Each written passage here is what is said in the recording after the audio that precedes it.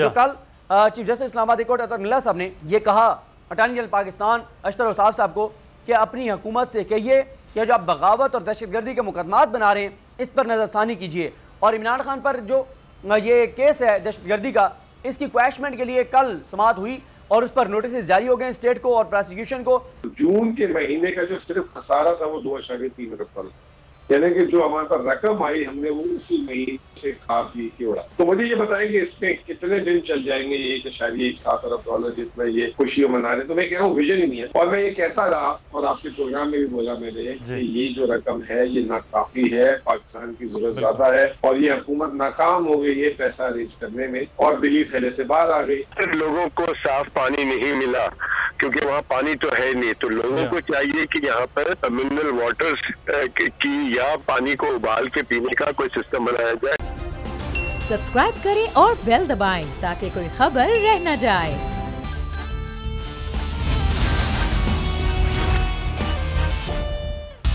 अस्सलामुअलैकुम, the special report with Mudassar Iqbal के साथ हाजिर खिदमत है। पाकिस्तान तहरीक इंसाफ के चेयरमैन इमरान खान पर अब मुकदमात दर मुकदमात और उसकी एक भरमार है। रोज़ाना किसी न किसी अदालत में पेश हो रहे हैं, कोई नया मुकदमा उनके खिलाफ दर्ज हो रहा है और अगर अदालत आइन कानून के मुताबिक उनको रिलीफ दे रही है, सवाल पूछ रही है, कोई बात हो रही है, तो सारे अमल का गुस्सा भी हम देख रहे हैं कि इस वक्त हुकूमती जमात और हुकूमत के इत्तेहादी जमातों में वो नज़र भी आ रहा है और वो तमाम तर गुस्सा वो निकाला जा रहा होता है अदालत और ऑनरेबल जजेस साहबान के हवाले से। तो ये तो एक अमल। दूसरा, आज जब वो ATC में पेश हुए हैं तो बड़ा एक बुनियादी सा सवाल आज अदालत में जज साहब ने पूछा। उन्होंने कहा कि प्रोसिक्यूटर से जब पूछा गया कि 780 जुर्म के बगैर कभी दर्ज हुई है, आपको बताना होगा कौन सी क्लाशनकोफ और कौन सी खुदकुश जैकेट जो है वो पहनकर हमला किया गया था कि दहशतगर्दी का ये मुकदमा दर्ज हुआ है। आज अदालत में क्या हुआ है और ये जो मुकदमात की भरमार है और इमरान खान हर मुकदमे के बाद ये कह रहे हैं और हर चीज़ के बाद कि मैं और ख़तरनाक हो रहा हूँ, इस पर बात होगी। हमारे साथ मौजूद हैं इस वक्त ब्यूरो चीफ इस्लामाबाद सिद्दीक जान, बहुत शुक्रिया इस वक्त का। इमरान खान आजकल अदालतों के चक्कर ज़्यादा उनके लग रहे हैं, लेकिन ये आज जो बुनियादी सा सवाल था, कल ऐसा ही एक मिलती जुलती बात जो है वो इस्लामाबाद हाई कोर्ट की चीफ जस्टिस अतर मिल्ला साहब ने कही कि ये जो दहशतगर्दी के मुकदमात हैं इसको भी देखना होगा कि ये किस तरह से दर्ज किए जा रहे हैं। तो ये आज फिर इमरान खान साहब वैसे थे मुल्जिम ऑफ दहशतगर्दी के, वो पेश हो गए। हुआ क्या आज अदालत में? देखें, एक तो मुदस्सिर भाई मैं आपको एक बहुत इंपॉर्टेंट बात बताऊं कि हम अदालतों को 2016 से कवर कर रहे हैं, खासतौर पर जब पनामा केस आया, पनामा स्कैंडल से कवर कर रहे हैं। लेकिन मैंने कभी पाकिस्तान की किसी अदालत में इतने बड़ी तादाद में इंटरनेशनल मीडिया को नहीं देखा जो मैंने पिछली 2 समातों पर देखा है। अच्छा। जब इमरान खान पर दहशतगर्दी का मुकदमा हुआ वो तो आपने देखा कि उसे इंटरनेशनल मीडिया पर कितनी कवरेज मिली, लेकिन इंटरनेशनल मीडिया के नुमाइंदे जितनी बड़ी तादाद में कोर्ट रूम में पिछली मरतबा आए और आज आए, कभी नहीं पाकिस्तान में देखा गया कि इतनी बड़ी तादाद में इंटरनेशनल मीडिया किसी केस को कवर कर रहा हो। यानी इंटरनेशनल मीडिया के लिए बहुत बड़ी स्टोरी है कि वो पाकिस्तान का साबिक वज़ीर-ए-आज़म जो पूरी दुनिया को बता रहा था कि पाकिस्तान दहशतगर्द नहीं है, जो पूरी दुनिया को इस्लाम का पुरअमन चेहरा दिखा रहा था, उसके ऊपर ही दहशतगर्दी का मुकदमा हो गया। इतना सीरियस ले रही है दुनिया, पूरी दुनिया का मीडिया इसको। तो एक तो ये बात है। दूसरा यह है कि आज जो कमरा अदालत में डॉक्टर बाबर रवान साहब ने दलाइल दिए, जो उन्होंने पिछली समात में भी ये बात की थी कि जो मुद्दई हैं, जो दरखास्त गुजार हैं, जिन्होंने FIR कटवाई है, वो मुतासरा फरीक नहीं है। अगर FIR कटवानी थी तो IG साहब दरखास्त देते, DIG दरखास्त देते या एडिशनल सेशन जज साहब जो ज़ेबा चौधरी साहब हैं वो दरखास्त देती। एक तो ये बात है। दूसरा यह है कि इसमें जो दफात लगाई गई और आज नया काम इन्होंने ये किया कि जो दफात इनको पता था कि कमी कोताही रह गई है, नई दफात ऐड कर दी, उनमें भी इमरान खान को जमानत मिल गई। आज जज साहब ने कह दिया है, जवाद अब्बास साहब ने, कि अगली समात पर जो है वो इस केस पर फाइनल दलाइल होंगे और फैसला हो जाएगा। और कल जिस रिमार्क्स का आपने जिक्र किया वो बहुत इंपॉर्टेंट है। असल चीज वो है जो कल chief justice Islamabad high court Athar Minallah साहब ने यह कहा अटॉर्नी जनरल पाकिस्तान अशतर औसाफ साहब को कि अपनी हुकूमत से कहिए कि जो आप बगावत और दहशतगर्दी के मुकदमात बना रहे हैं इस पर नजरसानी कीजिए। और इमरान खान पर जो ये केस है दहशतगर्दी का, इसकी क्वैशमेंट के लिए कल समाअत हुई और उस पर नोटिस जारी हो गए स्टेट को और प्रोसिक्यूशन को। इस नेक्स्ट वीक में chief justice Islamabad high court Athar Minallah साहब और उनके साथ एक और जज साहब जो हैं वो क्वैशमेंट की दरख्वास्त सुनेंगे और काफ़ी चांसेस हैं कि दहशतगर्दी की दफात के तहत जो ये FIR हुई है ये क्वैश हो जाएगी, ये कलअदम हो जाएगी, ये ख़त्म हो जाएगी। तो मामला ये है कि हुकूमत इस वक्त बुखलाहट का शिकार है। हुकूमत ने यहाँ पर इस्लामाबाद पुलिस को सिर्फ इन कामों पर लगा दिया। और मैं ये भी कहूँ कि इस्लामाबाद के जो पुलिस के एहलकार हैं वो सुबह से लेकर सुबह 6 बजे से लेकर शाम 5-6 बजे तक जब भी कोई पेशी होती है धूप में खड़े होते हैं। हमने कभी नहीं देखा कि रियासत की जानिब से, हुकूमत की जानिब से, सरकार की जानिब से उनको उस शदीद गर्मी में धूप में पानी की एक बोतल भी दी जाए, उनको कोई खाना दिया जाए। पुलिस भी ज़िल्लुल-ओ-ख्वार, अवाम भी मुश्किलात का शिकार, रास्ते बंद, इंटरनेशनल मीडिया में भी हमारी बदनामी, इमरान खान आते हैं अदालतों में। तो मुझे समझ नहीं आ रही कि हुकूमत इससे गेन क्या कर रही है। वो तो कह रहे हैं इमरान खान को जान को खतरा है, इमरान खान की सिक्योरिटी के लिए भी तो ये बार बार बात हो रही है, तो ये उनकी सिक्योरिटी के लिए नहीं है खान साहब की इतनी बड़ी पुलिस फोर्स।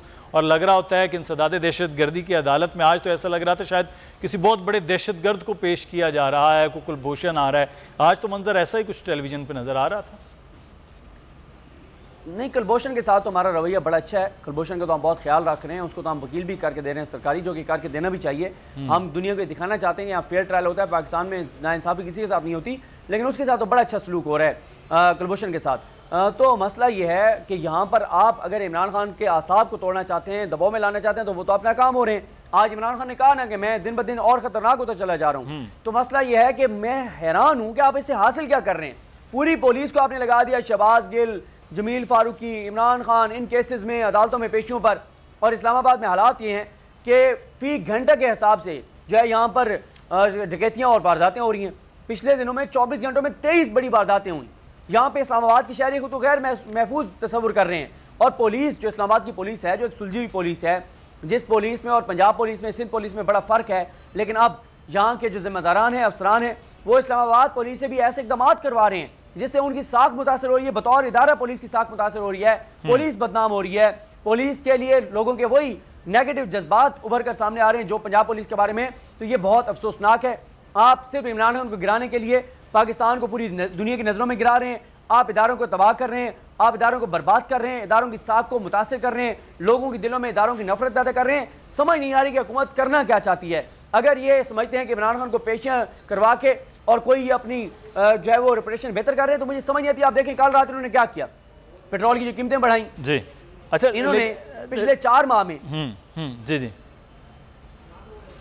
पिछले 3-4 माह में इन्होंने 300-400 अरब जो है वो लोगों की जेब से निकाल लिया है। और उसके बदले में मरियम नवाज साहब जाकर और पता नहीं 30-40 लाख के शायद वो जूस के डब्बे जो हैं 20-20 रुपए वाले वो तकसीम करेंगी, दिखाने के लिए कि हाय लुट गए हम, तो बड़े जो है वो हम तो आपके ऊपर जान निछावर कर रहे हैं, बड़ा एहसास है आपका, बड़ा दर्द है।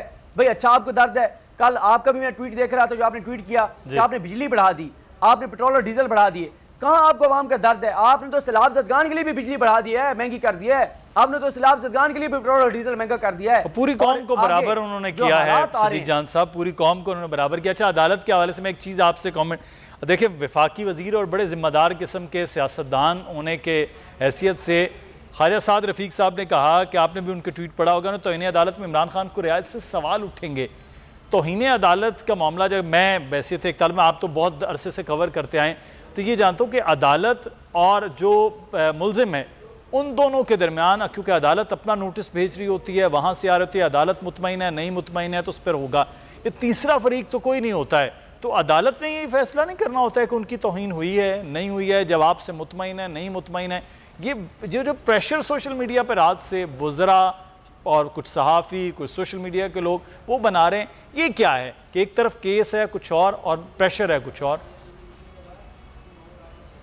देखें, ये जितना भी दबाव डाल रहे हैं, ये मैं आपको बता दूं कि दबाव काम नहीं करेगा। अतर मिल्ला साहब के साथ इस मैच में जो जजेस शामिल हैं, मोहसिन अख्तर कियानी साहब हों, मियां गुल हसन औरंगज़ेब साहब हों, जहांगीरी साहब हों या बाबर सत्तार साहब हों, उनके ऊपर कोई दबाव नहीं आएगा। ये तो मैं आपको कैटेगोरिकल बता दूँ। इमरान खान को इस वक्त अगर इस मुश्किल से कोई निकाल सकता है तो वो खुद इमरान खान है। इमरान खान को इस तौहीन अदालत में अगर कोई फंसा सकता है तो वो खुद इमरान खान है। देखें, बात यह है कि अदालत के सामने अगर कोई अदालत समझती है कि कोई तौहीन हुई है तो माफ़ी मांगने में कोई हर्ज नहीं है, इससे कोई छोटा या बड़ा नहीं हो जाता, बल्कि फ़ायदा होगा इमरान खान साहब को। उनके खिलाफ जितने महाज खुले हुए हैं, किसी महाज को तो बंद करें, किसी महाज को तो जो है वो अपना वहाँ पे मामला सेटल करें। यहाँ पे हो सकते हैं, अदालत ने वाज़ेह तौर पर कहा है। बाकी जहाँ तक आपने नून लीग वालों की बात की है, मसला ये है कि नून लीग वालों के अगर आप बयान चलाएं जिन पर इनको तौहीन अदालत की सज़ा हुई थी, तो आप ये कहते हैं, आप ये कहेंगे कि कम सज़ा हुई है, इनको तो जेल में भेजना चाहिए था लंबे अरसे के लिए, ये तो बाहर नजर नहीं आने चाहिए। मसलन मुझे बताएं कि क्या कोई ये कह सकता है जजेस को, सुप्रीम कोर्ट के जजेस को, कि तुम पर और तुम्हारी औलादों पर पाकिस्तान की ज़मीन तंग कर देंगे? क्या कोई ये कह सकता है कि मियाँ साहब जैसे काबे में से बुत गिराए गए थे, उसी तरह से सुप्रीम कोर्ट की इमारत में कुछ बुत बैठे हैं, उनको गिराना पड़ेगा और आप आगे चलें, हम आपके पीछे हैं। क्या जजेस की फैमिलीज के हवाले से घटिया प्रोपेगेंडा किया जा सकता है?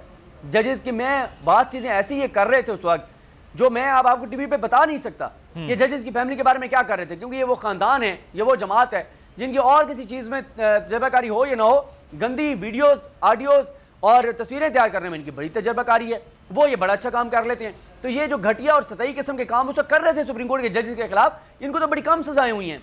इमरान खान ने एक जुमला कहा, वो काबिल एतराज हो सकता है, उसे तासुर गलत मिल सकता है या वो एक्चुअली गलत हो सकता है, लेकिन वो कोई वो चीज नहीं थी जो ये कर रहे थे तयशुदा मंसूबे के तहत। और उस वक्त इन्होंने लेकिन एक सवाल सिद्दीक जान, ये भी तो एक तासुर भी हो रहा है कि खान साहब जो हैं वो एक तरफ तो हामिद खान साहब हैं जिनका रवैया और तरह से होता है अदालतों में कि माफ़ी की बात हो जाए, दूसरी जानिब फवाद चौधरी साहब हैं, वो उनका एक अपना जारहाना स्टाइल है, वो तो ये तो मामूल की एक बात है, इसमें तो कोई ऐसी बात ही नहीं है। बल्कि कल हमारे प्रोग्राम में उन्होंने कहा कि अमेरिका में इसी तरह से अदालतों के हवाले से फैसलों से होता है, वहाँ तो किसी को कोई मसला नहीं होता। तो ये जो दो आरा हैं कि इमरान खान साहब को दीवार से लगाना है, तो ये भी बात हो रही है, तो मुश्किल है। दूसरा है कि माफ़ी वो भी अदालत से मांगने में तो कोई हरज नहीं है। तो ये दो चीज़ें पैरेलल इस वक्त वाकई पीटीआई में चल रही हैं। देखें, वकला की हिकमत अमली जो है उसके ऊपर उनके राय मुख्तलिफ हो सकती है। कोई वकील ये कह सकता है कि माफ़ी मांग लेनी चाहिए, कोई कह कि नहीं मांगनी चाहिए, राय मुख्तलिफ हो सकती है। लेकिन इस वक्त उनके वकील क्योंकि हामिद खान साहब हैं, वो बात मैटर करती है जो कमरा अदालत के अंदर कहेंगे।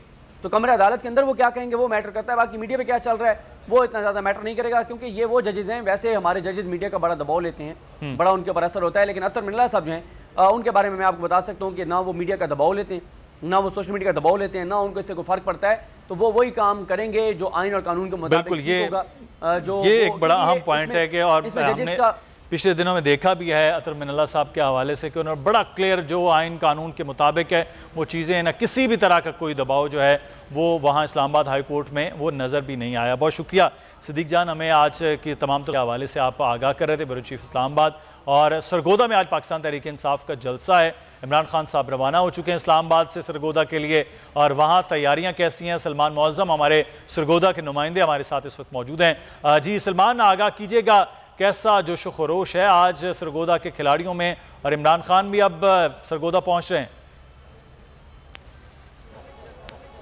जी बिल्कुल, चेयरमैन तहरीक इंसाफ इमरान खान अभी कुछ देर बाद सरगोदा पहुंच जाएंगे। मैं इस वक्त मौजूद हूँ सरगोदा स्पोर्ट्स स्टेडियम जलसागाह में, जहां पर जो कारकुनान हैं इनके अंदर जोश और वलवला जो है वो दीदनी है।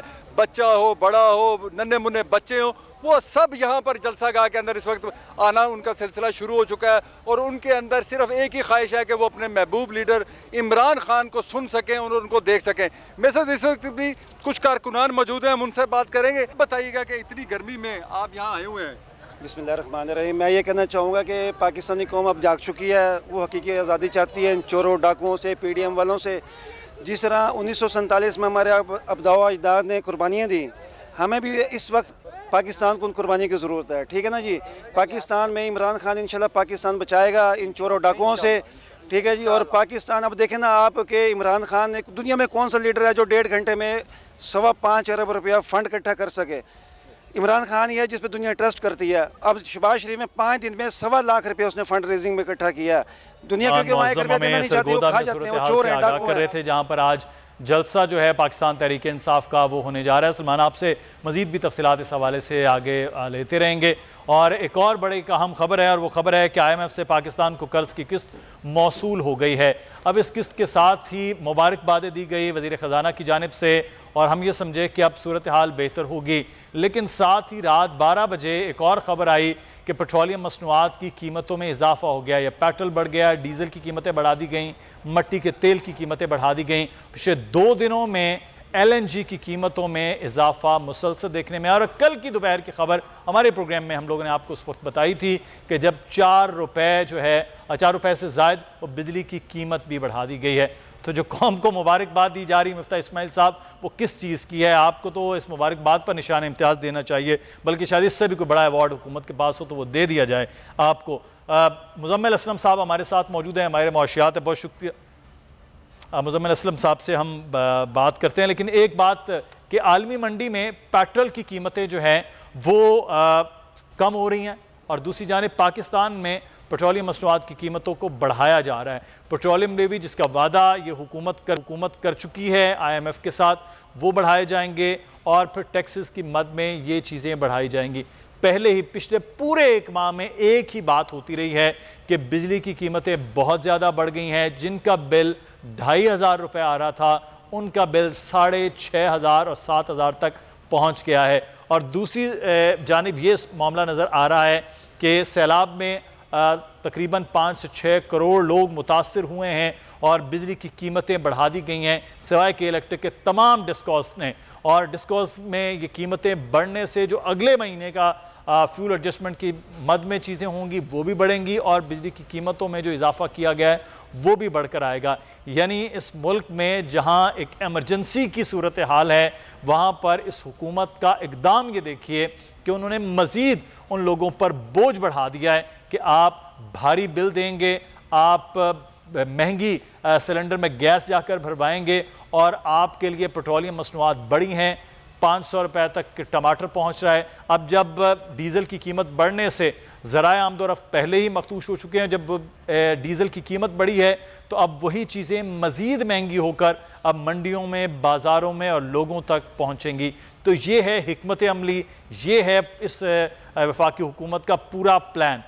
सिर्फ और सिर्फ हेलीकॉप्टर में अगर आप जाकर लोगों को देखकर हाथ हिला सकते हैं तो वो नहीं हो सकते हैं, बिल्कुल भी किसी तरह से जुड़ नहीं सकते हैं कि आप लोगों को रिलीफ दे रहे हैं। खड़े होकर रिलीफ का ऐलान करना, बेसिप के ज़रिए आप उनको पैसे देना, ये मुस्तकिल कोई हल नहीं है। और हल की जानिब क्या हो सकता है ये भी किसी तरह से कोई चीज़ नज़र नहीं आ रही है। एक और बड़ा अहम मामला है, बहुत अहम इशू है जो इस वक्त बना हुआ है, वो इस वक्त है सैलाब के जो इलाके हैं उन इलाकों में इस वक्त जो बीमारियों की सूरत हाल है वो बन रही है। ख़ास तौर पर सिंध से और पंजाब, जनूबी पंजाब में, बलूचिस्तान में और KPK में इस वक्त उन इलाकों में सूरत हाल क्या है वो जान लेते हैं। शहराज महमूद पठान इस वक्त हमारे साथ मौजूद हैं, हमारे नुमाइंदे लाड़काना से।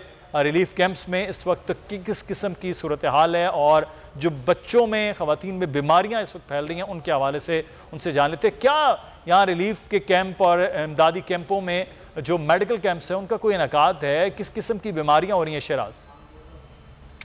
दसर लाड़काना में बरसात और सैलाब मुतासरीन की मुश्किलात में कोई कमी नहीं आ सकी है। 8 रोज़ तो गुजर गए बारिश को थमे, लेकिन मुख्तलिफ लाड़काना की शाहराहों पर आज भी जो है सीवरेज मिला, बरसात का पानी घुटनों घुटनों जो है वो खड़ा है, जिससे जल्दी अमराज जो रिलीफ 290 कैंप्स बनाए गए हैं ज़िला इंतज़ामिया की जानिब से। वहाँ कोई सहूलियात नाम की कोई चीज़ तो नहीं है, सिर्फ साइबान है, छाँव है, छत है और जो लोग हैं बड़ी तादाद में खुले आसमान तले भी बैठे हैं और रिलीफ कैंप्स में भी बैठे हैं जहां सफाई सुथराई का भी कोई निज़ाम नहीं है, जिसके बायस न सिर्फ जल्दी अमराज बल्कि गैस्ट्रो, डायरिया और दीगर जो है बीमारियों में भी लोग मुब्तला हो रहे हैं। लाड़काना में शहीद मोहतरमा बेनज़ीर भुट्टो मेडिकल यूनिवर्सिटी है और सैकड़ों डॉक्टर जो हैं वो बड़ी बड़ी तनख्वाहें भी लेते हैं, लेकिन अब तक जो है ज़िला इंतज़ामिया की जानिब से कोई मेडिकल टीम जो है वो ऐसी तश्कील नहीं दी गई। ये तो ही ॾिसो था ना पाण माहौल, ही गंदगी आहे जेको आहे सो ॿार असांजा बीमार थी पिया आहिनि। गंदगी का ख़ारिश वग़ैरह मलो, उनखे का दवा वग़ैरह जी का सहूलियत असां न आहे। ऐं इन खां अलावा असां को बि खाधे जो खाद खुराक जेका हुकूमत जेका असां जेका सरकारी जेका इशू कई आहे उहा बि असांखे कोन थी मिले। डॉक्टर को सुठो को जेको आहे सो असां को अहिड़ो को मौजूदु न आहे जो असांखे ॾिसणु अचे, असांजे ॿारनि खे ॾिसणु अचे। खाद खुराक न आहे, असांजे ॿारनि खे जेको आहे खीर पीअंदा आहिनि, नंढा पीअंदा आहिनि, उनजे लाइ खीर वग़ैरह न आहे जो असां उनखे वसियत न आहे जो असां उनखे ॾेई सघूं। जी बिल्कुल, इनका ये कहना है कि हमारे पास इतनी सकत नहीं है, जो हमारा रोज़गार था वो भी चला गया। तफसीलात से आप आगाह कर रहे थे, इस पर मज़ीद बात करेंगे। दूसरा जो इस वक्त सूरत हाल मुल्क में है और पाकिस्तान में हुकूमत ने जिस किस्म का रवैया अपनाया हुआ है, इस पर भी बात करेंगे। हमें ब्रेक लेने, ब्रेक के बाद वापस आते हैं।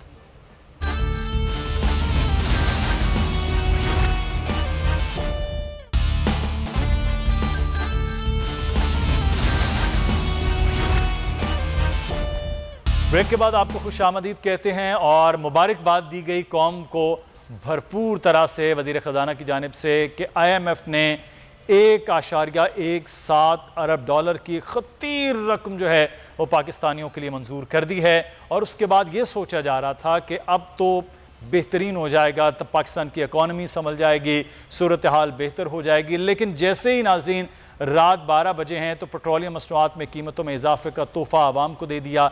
कल दोपहर में ही बाकायदा तौर पर 4 रुपए से ज़ायद का पर यूनिट बिजली की कीमतें बढ़ा दी गई। 2 दिन से मुसलसल LNG की कीमतों में इजाफा किया जा रहा है। तो ये अभी IMF के इस ऐलान के साथ ही हुकूमत ने जो कौम को तोहफा दिया है वो ये है। इस पर हम बात करेंगे। मुज़म्मिल असलम साहब हमारे साथ मौजूद हैं, बहुत शुक्रिया मुज़म्मिल साहब आपके वक्त का। सबसे पहले तो ये बताइए कि ये आलमी मार्केट में जब पेट्रोल सस्ता हो रहा था, हम कल खबर ये देखी, साथ ही पाकिस्तान में महंगा हो गया।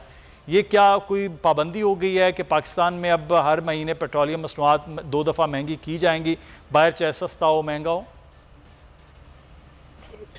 लेकिन बात ये कि इनको खुद नहीं पता दुनिया में क्या हो रहा है और पाकिस्तान में क्या हो रहा है और ये खुद क्या कर रहे हैं। और इनको ये भी नहीं पता कि आज बोल रहे हैं और जो बोला है आज इनको याद नहीं रहता, कल उसके बरखिलाफ बोल देते हैं। 7 हफ्तों से जो है आलमी मार्केट में पेट्रोल की कीमत मुसलसल गिर रही है, 7 हफ्तों से। सिर्फ कल के दिन जो है, जैसे हम जो है हर महीने बाद पेट्रोल 15 दिन बाद कीमत चेंज करते हैं, दुबई ने भी चेंज की और कल 15% दुबई ने चेंज की। अब हमने क्या किया ऐसा कि जो है हमें बढ़ानी पड़ रही है 15 दिन। जो ओगरा की समरी के हिसाब से 15 रुपए लीटर पेट्रोल में कमी आनी है। IMF से जो इन्होंने नया मुआहिदा किया उसके हिसाब से इनको पहली तारीख 10 रुपए लीटर जो है पेट्रोलियम लेवी बढ़ाना था। तो वो जो है पेट्रोलियम लेवी 10 रुपए बढ़ाने के बाद भी 5 रुपए जो है कीमत कम होनी चाहिए थी। लेकिन इन्होंने क्या किया, 10 की जगह 17.5 रुपए लीटर पेट्रोलियम लेवी बढ़ा दिया और अब मजमूई तौर पे 37.5 रुपए लीटर पेट्रोलियम लेवी आज हम अब जो पेट्रोल भरा रहे हैं तो उसमें IMF 30 मांग रहे हैं, इन्होंने उसको 37.5। अब वो क्यों हुआ? ये 15 रुपए से भी ज्यादा कीमत जो है कम हो सकती थी। इसकी और एक बुनियादी वजह ये है कि इन्होंने जून और जुलाई में, वैसे मजमूई तौर पर 24 से 30-32 दिन का हमारे पास तेल का स्टॉक होता है मुल्क में और कई सालों से इसको मेंटेन करते हैं, इन्होंने 75 दिन का स्टॉक ले लिया, यानी 1 महीने का नहीं, 2 महीने का नहीं, 2.5 महीने। और ये उस वक्त काम किया जब आलमी मार्केट में जो है कीमत बुलंदो बाला थी और जो है पाकिस्तान में ज़र मुबादला नहीं था। ये जिसकी आप कह रहे हैं मिफ्ता साहब मुबारकबाद दे रहे हैं, 1.17 अरब डॉलर IMF से आया है और सिर्फ हमने जून के महीने में तेल की मसनूआत की दरामद की थी 3.8 अरब डॉलर। तो मुझे बताएं कि कितने दिन का राशन है? 15 दिन का भी राशन नहीं है। इससे दुगनी रकम आई थी 2.3 अरब डॉलर जून के महीने में ही चीन से। वो जून के महीने का जो सिर्फ खसारा था वो 2.3 अरब डॉलर, यानी कि जो हमारे पास रकम आई हमने वो उसी महीने से खा पी के उड़ा दिया। तो मुझे ये बताएंगे इसमें कितने दिन चल जाएंगे ये 1.7 अरब डॉलर जितना ये खुशियां मना रहे? तो मैं कह रहा हूँ विजन ही नहीं है। और मैं ये कहता रहा और आपके प्रोग्राम में भी बोला मैंने कि ये जो रकम है ये नाकाफी है, पाकिस्तान की जरूरत ज्यादा है और ये हुकूमत नाकाम हो गई है पैसा अरेंज करने में और बिली थैले से बाहर आ गई। आज अगर आप अखबार एक है ट्रिब्यून उसमें उठाएं स्टोरी, तो हुकूमत जो है इस लोन के अलावा एक नया लोन IMF से मांगने जा रही है, सैलाब कीमत। तो पहले ये कहते थे कि ये लोन आ जाएगा तो हम मुल्क को दिवालिया से बचा लेंगे, इजाफी डॉलर आ जाएंगे, इतने रिजर्व बढ़ जाएंगे। और आज जो है 1 घंटे के 1 दिन के अंदर अंदर एक नए लोन की तैयारी करने जा रहे हैं। दूसरी बात यह कि जो आप बताना भूल गए, जो आज की अहम और सबसे बड़ी खबर है, पाकिस्तान में आज 50 साल का महंगाई का अगस्त में रिकॉर्ड बिल्कुल और 27.3%। जी हाँ, 3%। और अभी हम बात कर रहे हैं थोड़ा 1-2 घंटे तक हफ्तावार महंगाई भी आ जाएगी जो पिछले हफ्ते 43% थी और 30% जो है जो देहातों में अभी अगस्त के महीने में महंगाई थी। अभी हमने एक सेमिनार किया इस्लामाबाद में जिसमें एक मारूफ इकोनॉमिस्ट साकिब शरानी साहब भी थे। उन्होंने ये बताया कि पाकिस्तान में एशियन डेवलपमेंट बैंक की वो है स्टोरी है कि हर अगर 10% महंगाई हो तो तकरीबन जो है मैं भूल रहा हूँ थोड़ा सा, शायद उन्होंने बताया था कि कुल मिला के जो है ना अगर 10% महंगाई हो तो शायद 20 लाख लोग 40 लाख लोग जो है गुर्बत के नीचे आ जाते हैं। ये जो 45% महंगाई है, इससे 3 करोड़ 30 लाख लोग गुर्बत की लकीर के नीचे जो है आ गए हैं। और मजे की बात यह है कि इनको फौरन आप निकाल भी नहीं सकते, इनको टाइम लगता है। तो इन्होंने 4 महीने में जो आदमी सिर्फ गरीब नहीं, मिडिल क्लास और अमीर, मैं कल रात को भी मिसाल दे रहा था कि जिनके बच्चे गाड़ियों में स्कूल जाते थे अब वो वैन्स में जाएंगे, जिनके बच्चे वैन्स में जा रहे थे वो टांगा जो घोड़ा गाड़ी होती है उसमें जा रहे होंगे, और जिनके बच्चे जो है टांगे में जा रहे थे अब वो पैदल जा रहे हैं। और जो पैदल वाले हैं वो शायद सोच रहे हैं कि बच्चों को स्कूल से उठा लें, घर चला लें, तो खिला पिला लें। मुजम्मिल साहब, ये तो बड़ा एक इम्पॉर्टेंट, मैं आपको इसी बात से थोड़ा सा जोड़ते हुए मैं एक ज़ाती तजर्बे के हवाले से बताएं कि जिस स्कूल में हमारी बच्चियां पढ़ती तो वहाँ पे वो पता चला कि बच्चों को उन्होंने जो स्टार्ट के बच्चे नाज़रीन कि जिसको नर्सरी केजी वगैरह के उन्होंने उठा लिया, उन्होंने कहा 1 साल और इंतज़ार कर लेते हैं कि ये फ़ीसें ज़्यादा हैं, फिर वहाँ नेगोशिएशन हो रही कि आप हाफ़ फ़ीस दे दें, बच्चों को ना हटाएं। ये उन महंगे स्कूलों की मैं बात कर रहा हूँ जहाँ पर लोग अफोर्ड करते हैं 20,000, 15,000, 18,000, 22,000 फ़ीस दे सकते हैं, वहाँ उनकी ये सूरत हाल होगी है। यानी कि मैं अपर मिडिल क्लास के लोगों की मुजम्मिल साहब ये बात कर रहा हूँ कि वहाँ ये हुआ है और हम गए और ये सब कुछ सामने चल रहा है। तो ये सूरत हाल है। गरीब आदमी के तो बिल्कुल आप सही कह रहे हैं, वो तो स्कूल से शायद अब वो कहे कि हटा लिया जाए कि जहाँ 300, 200, 500 की फ़ीस है वो तो देना मुश्किल है। क्योंकि मैं अभी मेरे सामने जो दाल की और उसकी कीमतों के फिगर्स पड़े हुए हैं, अब वो तो एक आम आदमी बिल्कुल नहीं ले सकता है। तो ये महंगाई कंट्रोल करने के दावे, आप लोगों को जिम्मेदार ठहराने की बातें 4 महीने से ज़्यादा तो हुकूमत को हो गई है। अच्छा मुजम्मिल साहब से दोबारा करेक्ट करें। मुजम्मिल साहब, ये 4 महीनों से हुकूमत जो है वो चली गई है और चल रही है, वो कह रहे हैं आप लोग जिम्मेदार थे, शौकत तरीन साहब, आप भी उस टीम में शामिल, इमरान खान साहब, सब लोग। तो ये 4 महीनों में चीज़ें कंट्रोल क्यों नहीं हो पाई फिर उनसे, अगर आप लोग ख़राब कर गए थे तो? देखिए, हम 3.5 साल से ऐसा क्या था कि हम मतलब आखिरी दिन तक कंट्रोल करके रखे हुए थे और हम गए और जो है कंट्रोल से बाहर हो गई। एक आदमी, इसकी मिसाल में ऐसे देखो कि एक आदमी है, जैसे मैं भी गाड़ी बहुत एहतियात से चलाता हूँ और मेरे घर में मेरा एक छोटा भाई है, वो एहतियात से नहीं चलाता है, और मैं 10 साल पुरानी गाड़ी भी मेरी ऐसी लगती है कि मेरी नई गाड़ी है, और वो जो है उसकी साल पुरानी गाड़ी भी जो है ना वो ऐसे लगता है कि ताज़ा गाड़ी है। तो ये ड्राइवर की बात होती है कि किस तरीके से इसको चलाना है। वही चीज जो है एक शख्स जो है 10 साल तक चला रहा है, उसको जो है उसको नया रखा हुआ, और वही चीजें अनाड़ी नहीं, लापरवाही से, मैं इनको अनाड़ी नहीं बोलूंगा, ये अनाड़ी नहीं है। अगर ये अनाड़ी होते तो ये हुकूमत में नहीं आते, ये हुकूमत में पहुंचता है काम होता है, ठीक है ना। इनकी लापरवाही खेलें, इनकी बेहोशारी खेलें, इनकी जो है ना गलत कैलकुलेशन तखमीने खेलें, इनके जो कारमा के लिए कि जो ये दूसरे के लिए बुरा सोच रहे थे ये इनके गले पड़ गया। जैसे ये हमारे खिलाफ थे IMF प्रोग्राम, इन्होंने असेंबली में वोट किया था बाकायदा स्टेट बैंक के बिल के खिलाफ, और कैसे कैसे बयान दिए थे IMF की डील फाड़ दो। आज वही IMF के पैर पकड़ रही है, ठीक है ना। तो कारमा इनके सामने आया। महंगाई की हमें ताने देते थे, शायद अब जो इन्होंने महंगाई का रिकॉर्ड अब जो नया बनाने जा रहे हैं ये शायद ताक़यामत पाकिस्तान में ना टूटे, क्योंकि अभी ये इसमें जो है सैलाब के असरात नहीं आए इसमें पहले, ये तो उससे हो सकता है अगले महीने टूट जाए, अगले महीने इससे ज्यादा हो जाए। हाँ, नहीं अगले महीने नहीं, अगले ये इन्हीं हफ्तों की बात कर रहा हूँ मैं। अभी आपको एक छोटी सी मिसाल देता हूँ कि 2 महीने पहले जब बजट दिया इन्होंने तो महंगाई का तखमीना 11%। बिल्कुल। आज वही अखबार लिख रही है कि हुकूमत उसको रिवाइज करके 26%, मतलब 11 से 26 को 11 से 12 हो, आपकी गलती हो गई, 13 हो, 15 हो, हिसाब किताब में 26। और जिस दिन इन्होंने 11 का ऐलान किया था, शौकत साहब और मैंने प्रेस कॉन्फ्रेंस करके कहा था कि 20 तो कम से कम 25 से 30 चली जाएगी। जब हमारे जैसे लोग जो बाहर बैठ के हम हिसाब लगा रहे थे तो इनसे क्या हिसाब नहीं लग रहा था। फिर इसी तरीके से ग्रोथ, देखिए मैं आपको मैं बड़ी इलामी बात बताने जा रहा हूँ कि ग्रोथ जब हम 6% पे छोड़ के गए तो इन्होंने कहा कि यार ये 6 पे छोड़ के गए तो हम कम से कम 5 का ऐलान कर देते, 1 साल बाद आएगी किसी को क्या पता, हम भी होंगे नहीं होंगे जरा। अब उस 5% को भी ये 2% पे रिवाइज करें।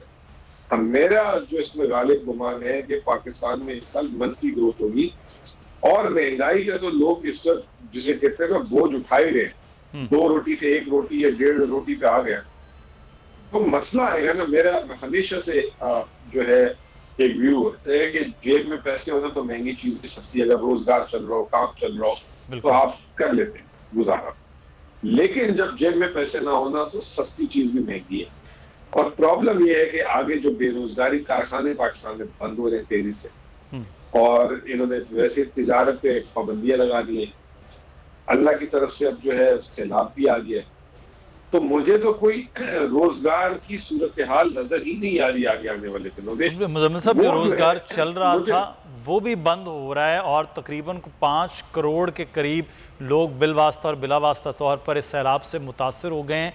रोज़गार तो उन लोगों का करोड़ों का वो हो गया, फिर अगले आने वाले वक्त में जो एक फसलों का और कहत का मामला है वो भी मद्देनज़र आ रहा है। बहुत शुक्रिया मुज़म्मिल असलम साहब, बड़ी तफसील के साथ सूरत हाल दिखे। जो आगे ये रिकॉर्ड हो गया है 47 साल का, और उसके बाद अगला हफ्ते चंद जो हैं उसके बाद ये सूरत हाल और भी गंभीर हो सकती है। लेकिन जो सैलाब की सूरत हाल हम उस पर बात भी कर रहे हैं, एक आपको कुछ फिगर्स से मुतालिक आगाह करें कि सिर्फ जो है सिंध के अंदर इस वक्त बताया जा रहा है कि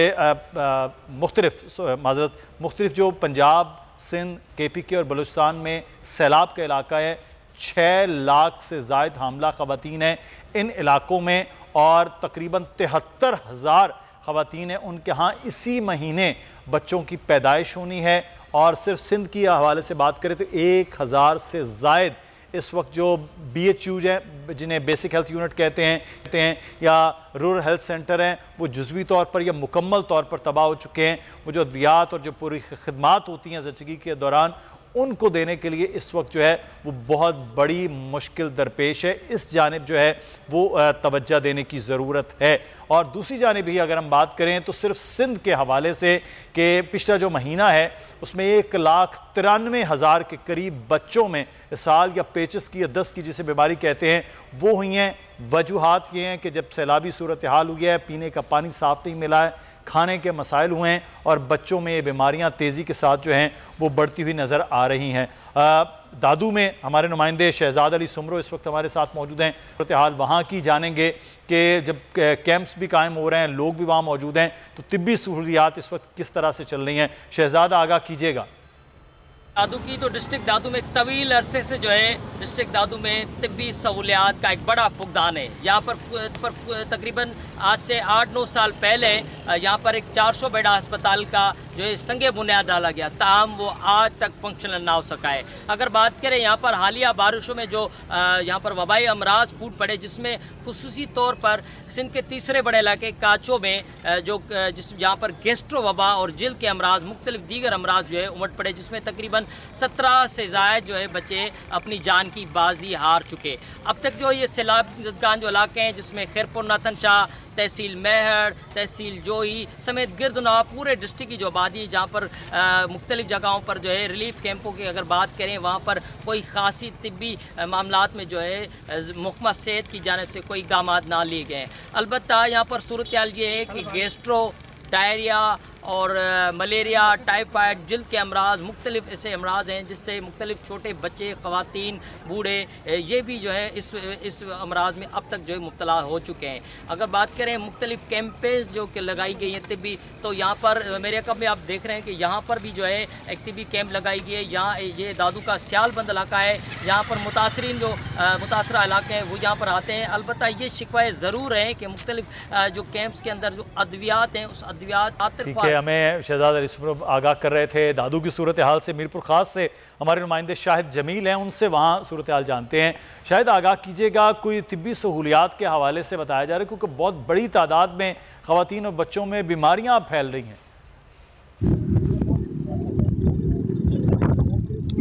जी बिल्कुल, मैं इस वक्त किसी दरिया के किनारे नहीं खड़ा हुआ। ये मीरपुर ख़ास ज़िले की एक ख़ास तहसील है झुड्डो, जो बारिश के बायस से पूरी की पूरी ज़ेर-ए-आब आ चुकी है। मैं इस वक्त मेरे साथ एक कुछ मुतासरीन मौजूद हैं, इनसे मालूम करते हैं कि ये किस तरीके से अपनी ज़िंदगी को बसर कर रहे हैं। सर असां वटि हिते को बि माण्हू न आयो आहे। असां जेके घर ॿिया त ॿुॾी हलिया अथव, असां पंहिंजा बचा बचाइण में मुश्किल हुआसीं। इन तक खेमे भी अभी तक नहीं पहुँचे हैं कि ये सरकारी खेमों में अपनी चारपाइयाँ डालकर उसमें अपना गुजारा करें, गुजर बसर करें। मेरे साथ एक शहरी मौजूद हैं, इनसे भी मालूम करते हैं कि आया यहाँ पर कितनी आबादी है और जो झुड्डो शहर है उसका कितना हिस्सा जो है वो ज़ेराब आ चुका है। जी हमारा खूबसूरत शाहिद जमील भी हमें आगाह कर रहे थे, बहुत शुक्रिया आपका। डॉक्टर कैसर सज्जाद साहब इस वक्त हमारे साथ मौजूद हैं, secretary general Pakistan medical association के। बहुत शुक्रिया डॉक्टर साहब। ये बड़ी तेज़ी के साथ अब अगला मरहला शुरू हो गया है, वो बीमारियों का है। तो अब ये जो बीमारियां फैल रही हैं इनका तदारुक किस तरह से हो? सिर्फ हमारे पास जो फिगर आए 1,93,000 सिर्फ बच्चों में साल और पेचिस वगैरह की जो बीमारियां वो सिर्फ सिंध के अंदर हुई हैं। बलूचिस्तान अलग है, केपी पंजाब वो सूरत हाल अलग है। तो ये आप आगे क्या आप देख रहे हैं सारी सिचुएशन में? बिस्मिल्लाहिर्रहमानिर्रहीम। मुदस्सिर, ये तो मैं एक हफ्ते पहले बोल चुका हूँ कि उस वक्त भी बीमारियां थोड़ी बहुत चल रही थी, लेकिन मैंने ये बात कही थी कि अगर लोगों को साफ पानी नहीं मिला, क्योंकि वहाँ पानी तो है नहीं, तो लोगों को चाहिए कि यहाँ पर मिनरल वाटर्स की या पानी को उबाल के पीने का कोई सिस्टम बनाया जाए। और दूसरा ये है कि इनको मच्छरदानी या रेपेलेंट यानी मच्छर से बचाया जाए, साफ पानी मच्छर से बचाया जाए, जल्दी बीमारियों से बचाया जाए। और इसमें जो सबसे खतरनाक बात है वो बच्चों को पानी से पैदा होने वाली बीमारियां उनसे बचाना बड़ा जरूरी है। और वो सबसे खतरनाक है डायरिया, वॉमिटिंग, यानी कि जो गैस्ट्रोएंटेराइटिस के केसेस हैं वो बड़ों को, छोटों को, हर एज के लोगों को वो हो सकती है और अब शुरू हो गई है, बहुत तेजी से उसमें इजाफा हो रहा है।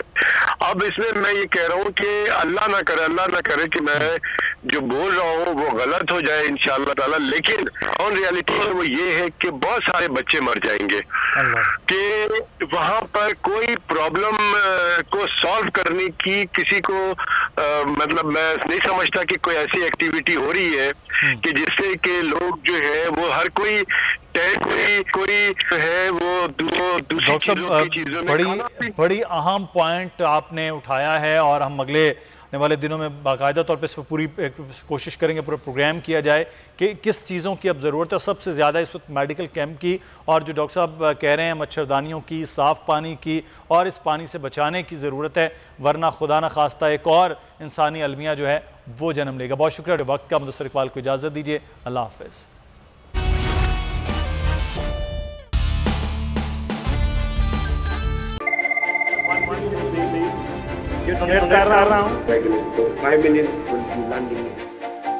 तारीख की सबसे बड़ी टेलीथॉन, पाकिस्तान के अंदर भी हमारे सारे लोग इसमें शिरकत करें और ख़ास तौर पर बैरून मुल्क पाकिस्तानी।